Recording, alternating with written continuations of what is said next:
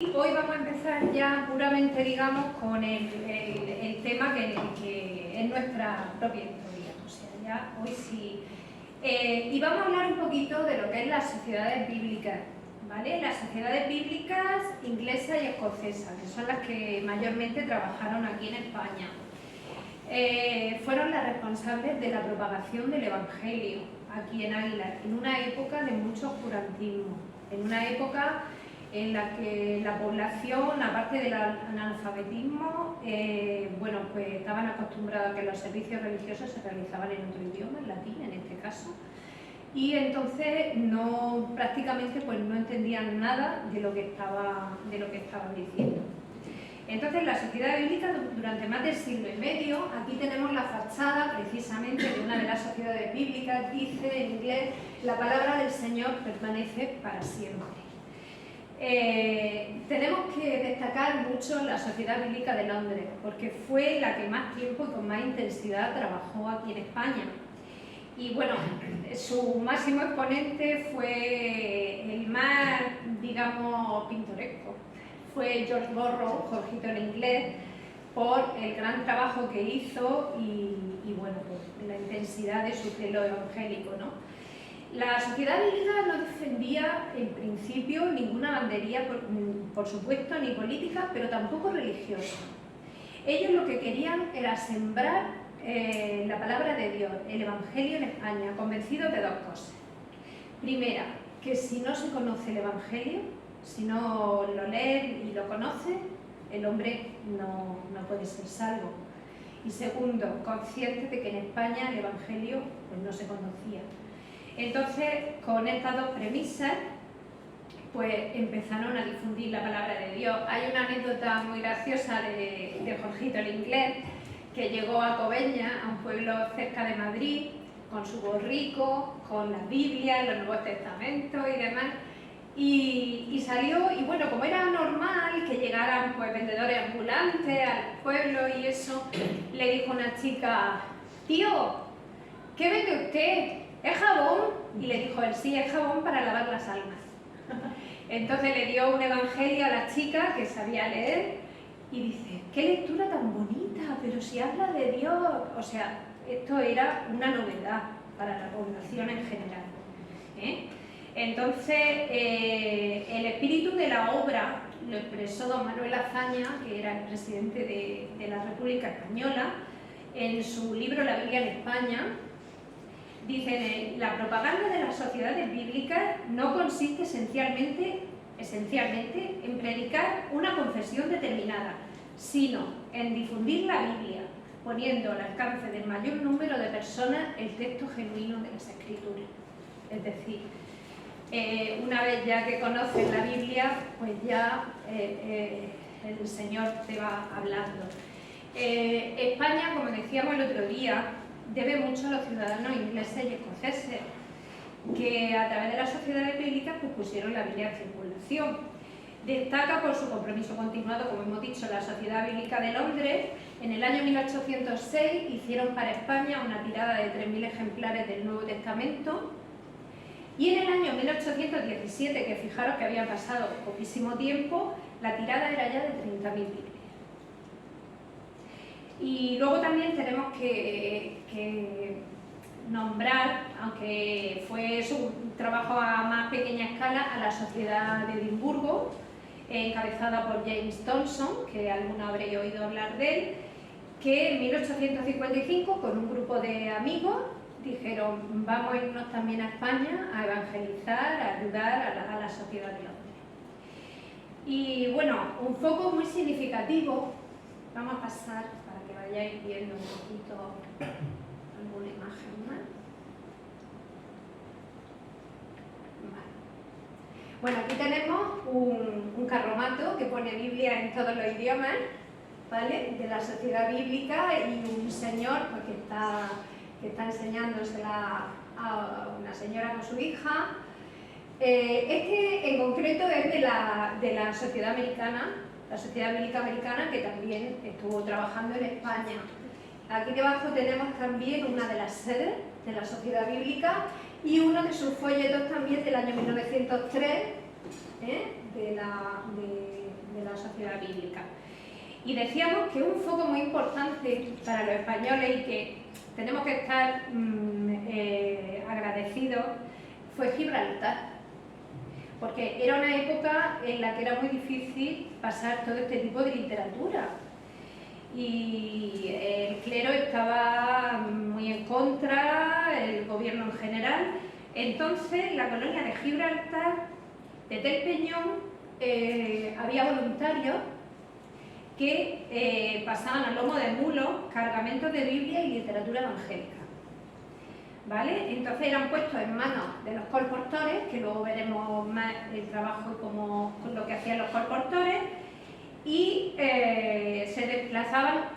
La gente estaba tan interesada en conocer la palabra de Dios que, mira, os voy a contar una pequeña también anécdota que a mí me conmovió mucho, que fue que, claro, los colportores cargaban su burrico, ¿no?, o su mula, o lo que llevaran, con la Biblia y los Nuevos Testamentos, pero claro, llegaba un momento que no cabía más, no podía animar con más cosas, ¿no?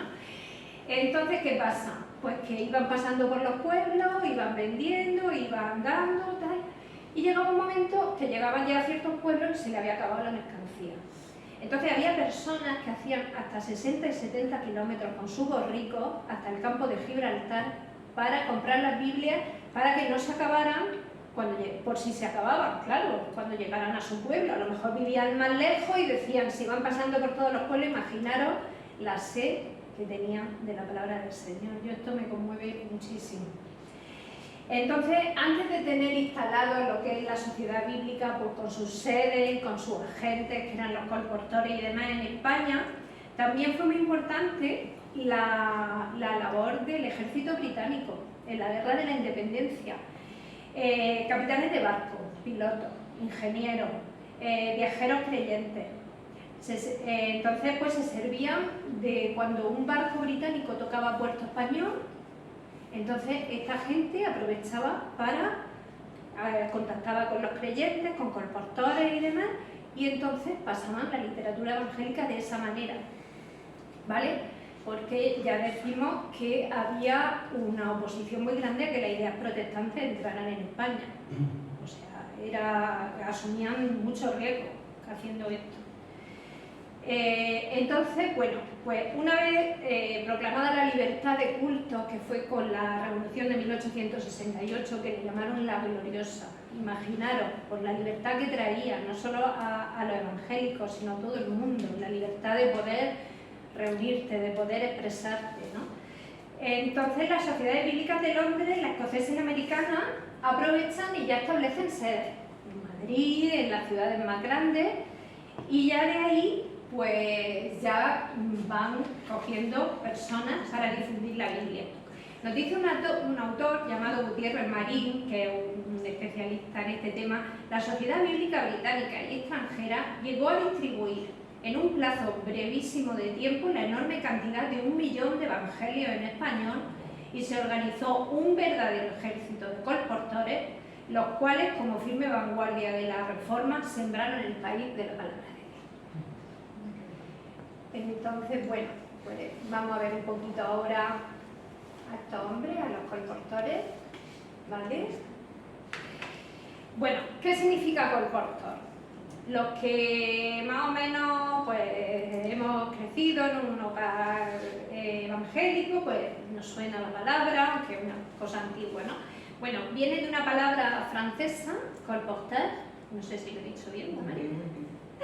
Que significa vendedor ambulante, ¿vale? Ya, claro, antes no había el comercio que hay hoy, entonces los vendedores iban de pueblo en pueblo. Realmente pues significa eso, vendedor ambulante o uno que propaga noticias.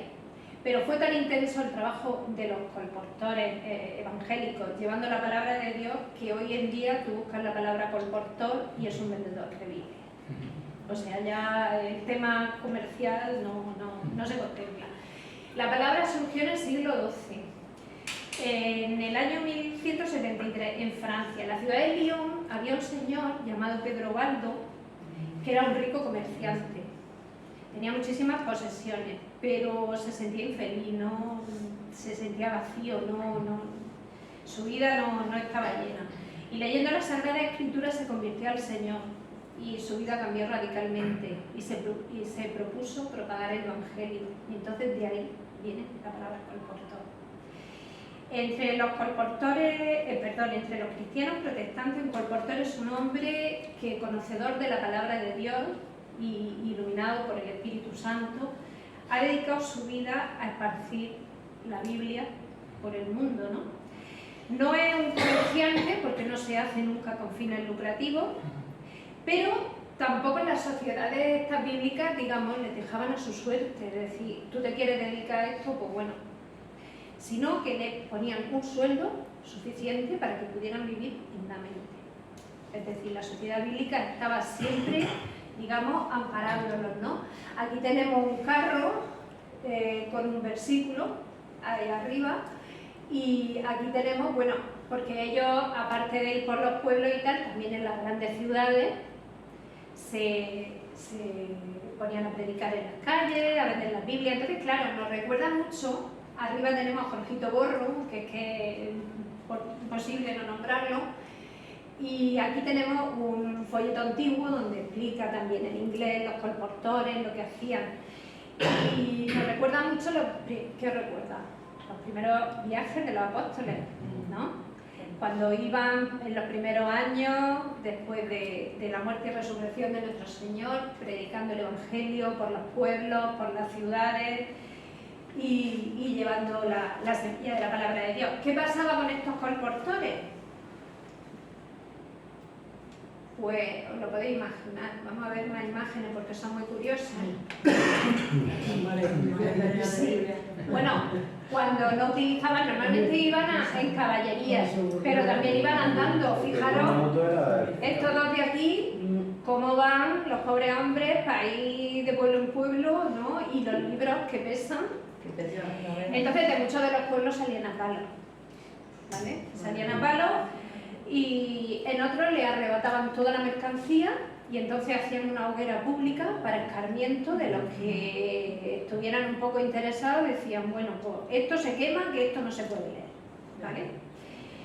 Había fanatismo, obstrucciones por parte, pues, eso, de beatas, de caciques, a los críos los instigaban para que les apedrearan, también salían de los pueblos apedreados en muchas ocasiones, pero también hay que decir que el Señor siempre pone su mano y en muchas poblaciones eran recibidos muy bien por los alcaldes y los gobernadores, que se habían dado cuenta, tenían una mayor amplitud de miras, digamos, y se habían dado cuenta de que España tenía que abrirse a los nuevos aires de la Europa protestante, y que era beneficioso, aún sin creer ellos todavía, pero se habían dado cuenta de la bendición que era, ¿no? El desplazamiento, bueno, pues ya vemos en caballería, luego ya más moderno o en motocicleta, ese ya era un privilegio, ¿no? Arriba tenemos, este señor que tenemos en la foto balada, es Enrique Pein. Y voy a hacer un pequeño paréntesis, porque es un poco adelantarme, pero para que sepáis, tengáis una idea de quién era. Enrique Pein, junto con Robert Simpson, que fue otro de los misioneros que vino a Águila posteriormente, y Alexandre Paitat, fueron los que fundaron el Hospital Evangélico de Barcelona, que todavía funciona, que cada vez es más grande. Yo he sido paciente cuando era pequeñica, allí. Los hijos, creo que un hijo vuestro también, ¿no? Y entonces, bueno, pues este señor también trabajó de colportor, arriba lo vemos con su burrico. Y bueno, imaginaros, pues claro, el miedo y el riesgo, te podía pasar cualquier cosa, ¿no? Aquí tenemos, bueno, estamos viendo cómo predicaban, cómo se hacían su comidita cuando iban de un pueblo a otro, ¿no? Con su hornillo ahí portátil. Este señor se ideó un carrico para no tener que llevar encima el peso, ¿no? Y este es muy gracioso, este me encanta porque es que se ha ayudado de ovejas. Y entonces lleva la oveja, ¿no? Tirando del carrico de la Virgen. Entonces es súper curioso. Todo esto está sacado de un libro que se llama Microhistorias de Colportores, que también os lo recomiendo, que es curiosísimo. Está muy bien. Yo lo descubrí a raíz de la investigación que hicimos sobre doña Lina Simpson, pero es realmente muy gracioso. Bueno, vamos a seguir. Todo digamos, toda esta actividad se paró de golpe con la guerra civil y la posterior dictadura franquista. O sea, las sociedades bíblicas se tuvieron que retirar, las actividades de la iglesia cesaron, muchas iglesias fueron cerradas, entre ellas la de Águila, los creyentes fueron multados, muchos fueron a la cárcel, ¿vale? Entonces, bueno, pues acabó aquí esta etapa tan fructífera y tan beneficiosa para muchas personas que conocieron al Señor gracias al trabajo de estos compositores. ¿Vale? Ahí acabamos. Y bueno, ahora ya vamos al meollo nuestro propio. Sí, una tarea completamente muy misional. propio, sí, que es al fundador de nuestra iglesia, ¿no? A Charles Abu Haglund. Bueno, el origen de las congregaciones aquí en Águila se cree que algún marinero, siempre en los sitios de puerto de mar es más fácil que entre en la idea y que entre literatura y que entre ciertas cosas, sobre todo en aquella época, ¿no? Hoy en día eso vivimos en otro mundo totalmente distinto. Pero claro, en aquella época, en los puertos de mar, entonces se piensa que algún marinero, colportor, que venía en los barcos, a lo mejor ingleses o eso, dejó algún Nuevo Testamento aquí. Entonces, cuando acababan de trabajar, ¿qué pasa? Pues sin televisión, sin radio, sin nada, lo que hacían es que se reunían en tertulia, hacían después de cenar, pues decían, pues vamos a tomarnos un cafelito, vamos a tomarnos algo, y hacían tertulia.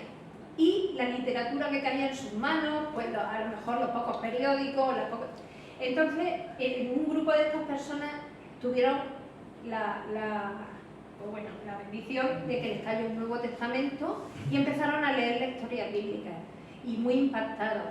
Entonces, ese fue el origen, ¿no? Estas tertulias. También es posible que ellos tuvieran relación con la congregación de Cartagena. Cartagena, al ser una ciudad más grande, también de puerto de mar, el Círculo Protestante de Cartagena en 1836 ya habían empezado anglicanos, metodistas y presbiterianos a misionar allí. Además, aparte de lo que es al pueblo, misionaban también a los buques que iban atracando. Es decir, los buques en la época era muy normal que todos los domingos fuera un capellán o un pastor a hacerle un servicio para todos los creyentes que había a bordo, los hombres que iban a bordo, el capitán, en fin, trabajadores y marineros, y entonces venían haciendo esta labor. A partir de 1869 se unen anglicanos, presbiterianos y metodistas y crean la iglesia de Cartagena, una iglesia de 130 miembros. Su pastor fue Felipe Orejón Delgado y se cree que este hombre, como se movía mucho, no se tiene constancia, digamos, fehaciente, pero se piensa que pudo venir algún día pues, a predicarle un poquito o un poquito a ayudarle a estos creyentes que tenían noticia que había en Águila.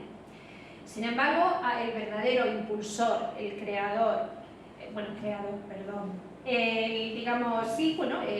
que un poco vino a organizar la iglesia en Águila fue este señor, Carlos Augusto Haglund, que llegó a Águila en 1893 y que dio el primer impulso a la pequeñísima congregación que se reunían en un barrio que hoy no existe en Águila, que era el barrio de Jesús.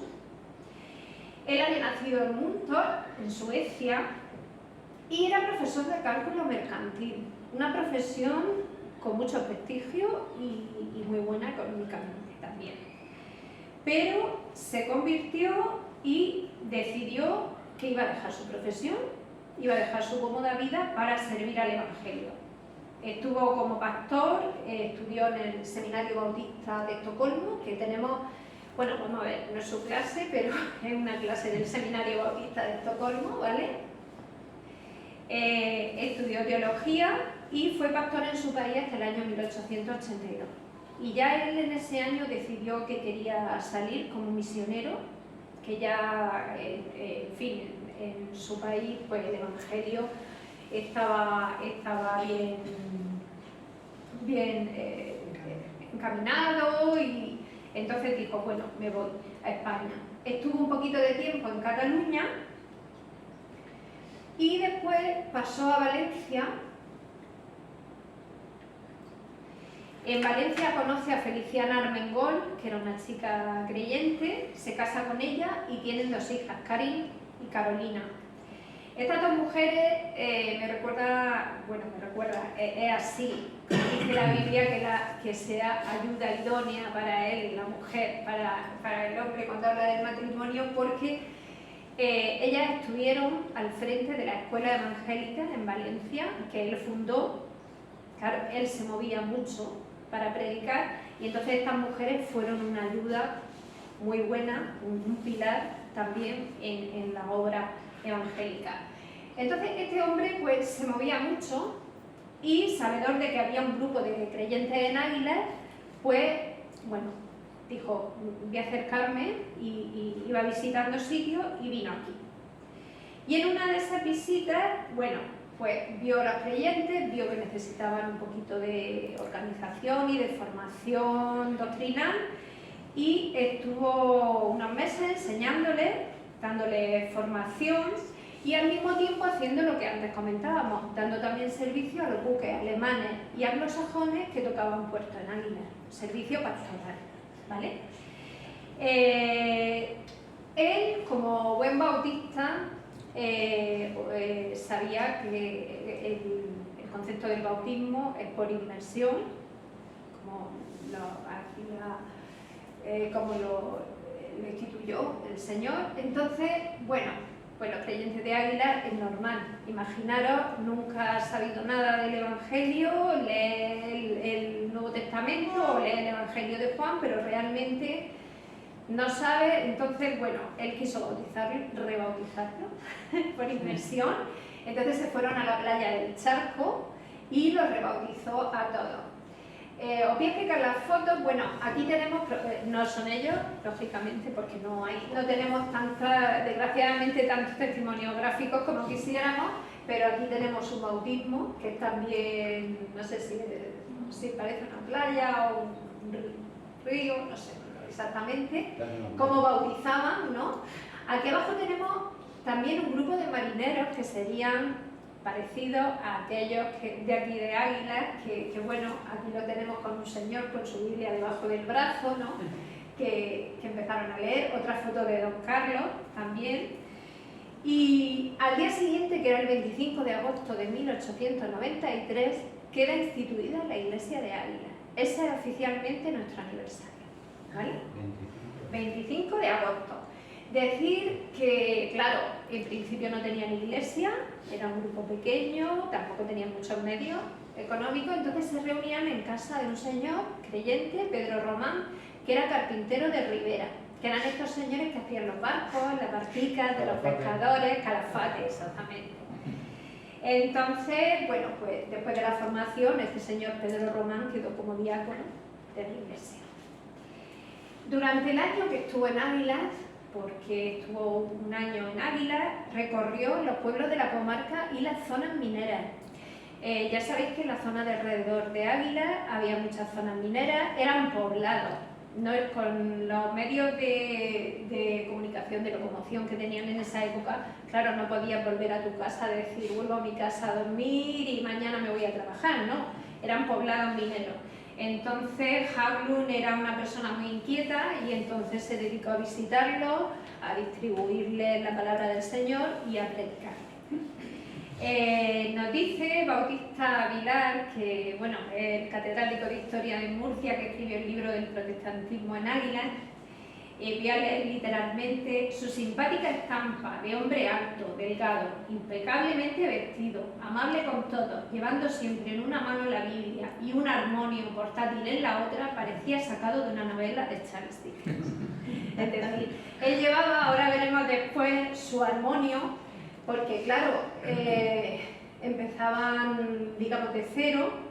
Le enseñó también un poquito los himnos, lo que es la alabanza, la adoración, ¿no?, al Señor. Aquí tenemos un poquito, un pequeño mapa, que es del libro de Juan Bautista Vilar, que es un poco la irradiación del Evangelio desde Águilas, ¿no? Por donde se movían. Se llegó a fundar la iglesia de Medrano, que yo la he conocido, la he llegado a conocer, en Albós, en Pulpí, en Huércal, es decir, ellos se movían mucho, en concreto don Carlos. En una de esas salidas, bueno, aquí tenéis el armonio portátil, que sería similar al que él llevaba, ¿no? Y cómo se iban trasladando de su vuelta. Eso también pesa, ¿eh? Vamos. Eso es como una caja así de madera. Yo los he visto. Vale. Pues hay que decir que en una de esas salidas que hizo Haglund, le pilló una tormenta súper fuerte, ya sabéis que aquí cuando llueve, llueve, y él iba a hacer un culto a una aldeica cercana aquí a Águilas y no quiso cambiarse de ropa ni nada, él dijo que no pasaba nada, que él seguía con su culto y tal. ¿Qué pasó? Pues que pilló una pulmonía en la era preantibiótica, con lo cual pues tuvo que irse a Valencia rápidamente, donde estaban su mujer y su hija, y falleció el 14 de febrero de 1895. Por eso estuvo tan poco tiempo aquí, realmente. Realmente murió predicando la palabra de Dios casi, pues, literalmente, ¿no? Casi no, literalmente. Llama la atención que fue conocido como el padre de los pobres, por su dedicación a las personas necesitadas, que en esa época eran la inmensa mayoría. Y bueno, imaginaros su muerte. Aquí tenemos a su mujer y a sus hijas. Feliciana, la del centro, es su mujer, y sus hijas Catalina y Carolina, una de ellas era ciega. Esto sí que sonará: el celo de tu casa me consumió, y en su vida fue realmente así, ¿no? Para el grupo de creyentes de Águila, imaginaros el golpe tan duro que fue que este hombre muriera. Y en Valencia pues pasó igual. Él fue enterrado en el cementerio civil y luego la misión sueca se encargó de comprar un nicho en propiedad para que este hombre pudiera estar enterrado. ¿Qué pasa? Que en esa época, que no existía seguridad social, pensiones de viudedad ni nada que se le pareciera, pues estas mujeres quedaron un poco indefensas, entonces se trasladaron a Barcelona, donde el hermano de Feliciana, que era médico, tenía una buena posición económica y se hizo cargo de ella. Y claro, bueno, pues ya con la muerte de él, pues acabó la obra de estas personas allí en Valencia. Afortunadamente siguió con otros hermanos. Pero bueno, este es nuestro fundador realmente.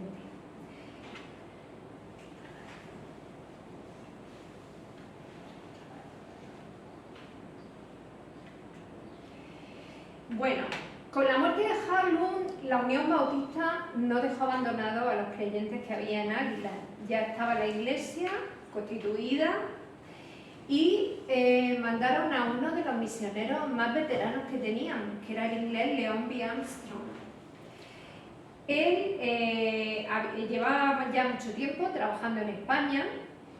Había llegado en el año 1800, bueno, aquí llegó en el año 1894, pero pues, con su mujer Julie, pero él había estado anteriormente en otros sitios, ¿no? Había estado en Villanueva del Obispo, en Mérida, en un pueblo jienense que se llama Ignatorat, y bueno, pues de Villanueva del Obispo precisamente trajeron a una chica que adoptaron los Armstrong, porque ellos no tenían hijos, que se llamaba Leonor, que les ayudaba en la obra. Y tenían también una colaboradora suiza, que pienso que hay que nombrarla porque también trabajó para la obra evangélica, que se llamaba Lisa Kunzi. Los Armstrong establecieron la primera capilla evangélica en Águilas, con un local que cedió un creyente, que era un panadero de Águilas, que era Francisco Serrano, le llamaban Paco el Torta. Ya sabéis que los pueblos, el tema de los motes es un poco así. Está en la calle San Sebastián número 35, aquí tenemos la fachada original de la casa. Para que os hagáis una idea, es por detrás de donde está la cafetería Florida, ¿vale? Por esa zona así que está en alto. Ahí está, el otro día estuve yo allí investigando. Bueno, él había sido un comerciante con bastante fortuna, bastante rico, ¿no? Y además se había casado con una señora, con Julie, que era hija de un banquero suizo. Entonces ellos decidieron no solamente dejar su país y su familia, en fin, su trabajo, sino que se trajeron toda su fortuna que tenían para dedicarla a la obra del Señor. Dicen que su figura era inconfundible porque iba siempre muy alto con su traje, con su bombín, con su barba, y él estaba muy interesado no solo, su principal misión fue llevar la iglesia, lógicamente, y predicar el evangelio, pero él era un hombre que, claro, venía de un país más desarrollado, entonces en todo lo que fuera progreso para Águilas, que fuera una ayuda. Entonces, por ejemplo, los ficus que tenemos en la Plaza de España fueron donados por él. Hizo traer planteles de Brasil, Emerson, y de otros países también, diferentes especies. Los árboles más grandes que tenemos en la glorieta son los que donó él. Y era un hombre tan amable y tan formado que el consistorio, digamos, el consistorio era, pues, como ahora el ayuntamiento, era un grupo de personas que llevaban un poco el gobierno local, le consultaban cuando querían hacer algo importante, por ejemplo, el tema de la electrificación en Águilas. Al principio no estaban, claro, era una cosa muy nueva, no estaban muy convencidos, no sabían si iba a ser positivo para la población, y León Armstrong dijo, sí, esto hay que ponerlo, ¿no? Es un ejemplo, ¿no?, de lo que él se preocupaba. Ellos, León y Julie, se encargaron siempre, sobre todo, porque les tocó vivir una época muy dura en Águilas, de los necesitados, ¿vale? Les tocó vivir en los finales del siglo XIX, aquí en Águilas había mucho paro, había mucha emigración, pero aparte de eso hubo unas inundaciones, precisamente en el barrio este de Jesús, donde habían empezado a reunirse los creyentes. Dejó a la gente en la calle por años. Yo cuando leí esto, por años. Entonces, bueno, ellos le llevaban mantas, le llevaban comida, le llevaban ropa. Luego hubo una epidemia también de tifus. Y bueno, pues imaginaros la situación. Entonces, bueno, ellos le llevaron la esperanza, la palabra de Dios, lo más importante, pero también mucha ayuda material, también porque ellos económicamente también pudieron ayudarle. El Señor les dio esa bendición de poder tener también, pues, para poder usarlo en la ayuda a los necesitados, con lo cual pues eran muy queridos. Y bueno, pues esto no pasó desapercibido para el párroco ni para el obispo, ¿vale? El obispo de Murcia, que yo, bueno, yo soy muy amante de la arquitectura, entonces yo, a veces lo estudiamos y tal, en la Catedral de Murcia. Yo había visto algunas veces la tumba, la lápida de este señor, del obispo. Se llamaba Thomas Bryan Livermore, era irlandés. Si algún día entráis en la Catedral de Murcia, está allí su tumba. Y este señor, junto con el párroco, se dedicaron a poner todas las trabas posibles, tanto para el tema de reunión de los creyentes como para el tema de que, claro, estaba todo lleno de literatura evangélica, imaginaros, con los colportores, con los misioneros. Entonces, bueno, ellos estaban pues muy alterados, habían hecho obras, como he dicho antes, en Arbois, en Huerca, la habían creado la iglesia de Medrano. Entonces, bueno, pues tuvieron muchísima oposición y lo pasaron realmente muy mal. Los Armstrong, claro, como hemos dicho, que ellos vinieron y llevaban ya en España mucho tiempo. Cuando vinieron a Águilas, ¿qué pasa? Que estaban mayores y llevaban muchísima actividad pastoral, social. En esa época pues te tenías que estar moviendo continuamente, yendo a predicar a los diferentes sitios donde había grupicos de creyentes. Entonces, claro, llegó un momento que ellos ya físicamente no podían, ¿no? Entonces, en 1895 llaman a un joven escocés, Robert Pollock Simpson, ¿vale? Yo lo voy a nombrar, pero no voy a hablar de él porque esto vendrá en una charla posterior, ¿vale? Y entonces, bueno, le llaman. De hecho, ya en el año 1909, pues fallece Julie Armstrong. Vamos a ver ahora que en el cementerio británico nuestro de aquí de Águila están sus tumbas. Arriba tenemos cómo sería una capilla evangélica un poco de la época, ¿vale? Con los bancos, no sé si os acordáis la época, que las capillas teníamos los bancos, bueno. Pues en 1909 pues Julie muere y un año después muere Don León Armstrong. En la tumba de ella quiso que se pusiera que había trabajado en España 35 años. ¿Vale? Y bueno, pues son las tumbas de los dos. Dice en la de Don León, pone en castellano para que sirviera también de testimonio a los que fueran al cementerio, ¿no? Siempre sabéis que ponemos nuestro versículo, ¿no? Para mí el vivir es Cristo y el morir es ganancia. Y en el caso de ella, en Marcos 14:8, esta ha hecho lo que podía, ¿no? Aparte de eso. Entonces, bueno, pues aquí llegamos un poquito al final de la charla, ¿vale? Y la vamos a resumir. Espera, no quites eso. Un segundo. Bueno, sí. Bueno, No era para apuntar ahí las tumbas que estaban rotas. sí, bueno. Y es porque la pared de esa parte del cementerio cayó encima de las tumbas y la rompió.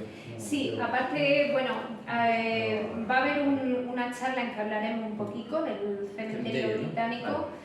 El cementerio británico, bueno, una pincelada solamente, deciros que es territorio británico. O sea, el Ayuntamiento de Águila no puede hacer nada allí. Porque es como si dijéramos, es como si yo me voy a arreglar una calle a Gibraltar, o sea, es que no puedo.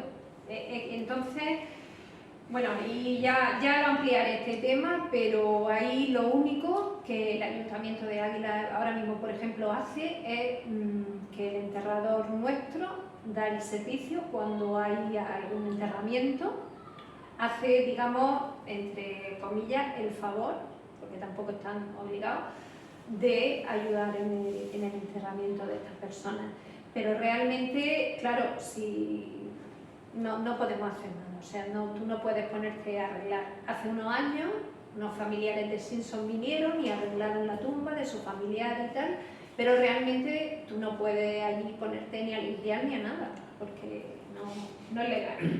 Entonces, bueno, a lo que íbamos, esta charla la vamos a acabar diciendo que a la pobreza material del pueblo protestante redundaba en riqueza espiritual, en entrega a los demás y múltiples actividades sociales.